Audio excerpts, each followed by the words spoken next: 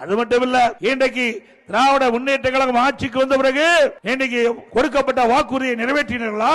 2021 ஆண்டு 525 அறிவிப்புகள் வெளியிட்டாங்க. நம்ம கிராமத்துல ஏரி குளம் குட்டை அங்க எல்லாம் வேலை பணி நடக்கும். 100 நாள் வேலை திட்டத்தை 150 நாளா உயர்த்தினாங்களாமா? 100 நாள் வேலை திட்டத்தில் பணிபுரிகின்ற ஊழியருக்கு சம்பளம் உயர்த்தினாங்க, அதுவும் உயர்த்தல. 100 நாள் வேலை திட்டத்தை 180 நாளாக உயர்த்தினாங்களா? செய்யல. அதோட இன்றைக்கு ஒவ்வொரு குடும்பத்திற்கும் 100 ரூபாய் கேஸ் மானியம் கொடுப்பதா சொன்னாங்க. கொடுத்தாங்களா? ஒவ்வொரு குடும்பத்திற்கு கூடுதலா 1 கிலோ சக்கரை ரேஷன் கடையில கொடுப்பதா சொன்னாங்க. கொடுத்தாங்களா? பெட்ரோல் டீசல் குறைச்சாங்களா? அது மட்டும் இல்ல, நம்முடைய மாணவ செல்வங்கள் கல்வி கற்பதற்கு வங்கியில கடன் வாங்கினாங்க, கடனை கட்டாங்களா?